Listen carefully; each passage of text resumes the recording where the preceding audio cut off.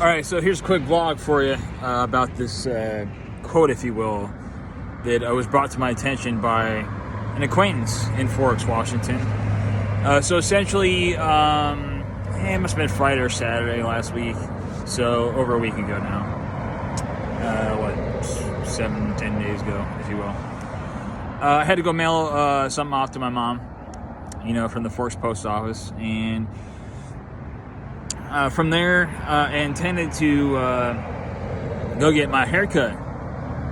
So, Laura and what was her name? Either way, they gave me directions across the street, if you will, to the barbershop over there. And, I kind of got sidetracked, if you will.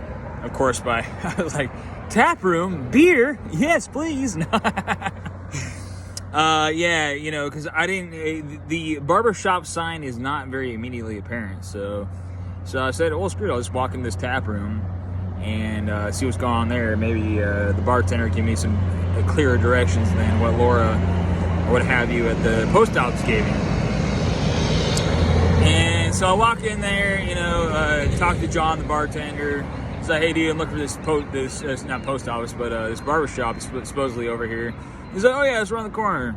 So I go out and walk around the corner, and so the barbershop is closed. So I was like, all right, well, I guess I'll just go back to grab a cider, if you will. Got my new jam, if you will. Oh, the cider's great, man. Like, what was this one I had? Either way, long and short, let's stay on track here. So I just sat down. My phone was getting kind of low on battery, my flip phone, if you will, which is in here. And it's like, screw it, I'll just sit here and chill and charge my phone and see what's going on, And lo and behold, I got in this conversation with the dude. So here I'm sitting, this way.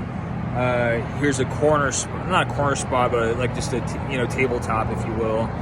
And this gentleman, Chris, was sitting there, and who happened to just be coming through Forest, Washington on a little motorcycle. He'd ride on a motorcycle and just wanted to drive through Peninsula, because he's an adventurous dude. You know what I mean? He's a first boatsman mate or whatever, or first shipmate or whatever for a charter company down in Florida. That just takes people out, on a boat, basically, go fishing. You want to go parasailing, what have you, they offer all those services. And so, he's from San Diego. And so after his little journey, he was about to depart to San Diego the following morning. But we just shot the shit, man. It was fucking cool, And he brought to my attention, I don't know, because of course, as I've been out on my little adventure, everyone I meet, well, for one thing, I extend my kindness and gratitude, if you will. And I'm very open, I'm very friendly, I want to make sure people know that, even if I'm wearing my plate carrier and I got a K-bar and a freaking frying pan in my kangaroo pouch, that, hey, I'm not here to harm you, all right? I'm here to talk with you and just, have a good old time, if you will, And so he brought to my attention this quote by Confucius, if you will, right? And because we were both vibing on the fact that life is too short. Life is too short not to take advantage of opportunities at hand and experience as much as you can, right? Because we're like, who wants to sit behind a desk for 40 hours a week, right? In my opinion. I mean, if that's your jam, then so be it. But it ain't my jam, nor is it Chris's jam, So, and then, he told me about his old, being at Rialto Beach the day before and how his drone basically crashed into a tree at 70 feet up or whatever. And eventually, since we connected with numbers, we exchanged numbers, if you will.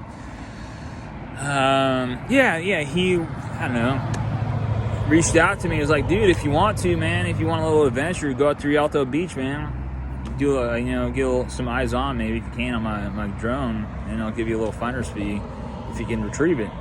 Ultimately, I went out there again, and I couldn't get eyes on it. I needed some binoculars or a drone or some sort of higher level optical device to maybe buzz the tree line. Maybe not make the same mistake that he did. Well, it was a mistake. I think what happened is an acquaintance that he met You know, it was like, hey, can I try your drone? Ended up crashing it, and hey, whatever. Anyways. So, key point here, though, is the quote that he brought up to my attention, you know, and gosh, it's so true, you know. And I think this is a quote that y'all should maybe soak in, whoever's watching this, is, here we go, all right. We have two lives. The second begins when we realize we only have one, right?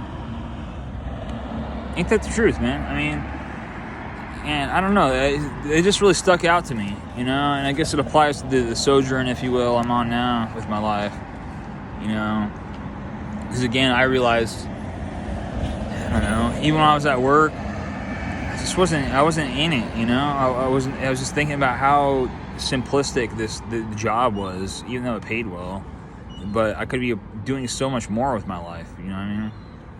And just how everything else went with the pandemic and all this jazz. Anyways, I want to cut this off now, but I just want you to soak that in, all right? Wrap your brain around that quote, if you will, all right? We have two lives. The second begins when we realize we only have one. All right. Peace be with you all. God bless. Go forth, do great things. And always, what? What's the minimum standard? What's the minimum standard? Always maximum effort, right? Maximum effort. Apply that to your lives, right?